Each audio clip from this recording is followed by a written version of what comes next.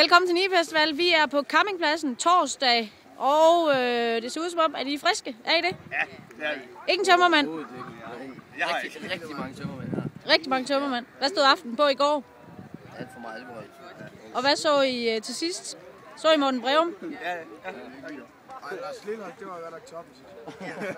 Det var bare fedt. Og hvad skal I ned og høre i dag? Til glade sømænd. Ja, skal overhovedet ikke køre det. Og Kim Larsen. Ja, Kim Larsen. Det er en sikker vinder. Ja, Det er det. Ja, og LOC, ja. se, han kommer efter. Ja, LOC. Efter noget. Kim Larsen. Ja. Han kommer klokken halv et.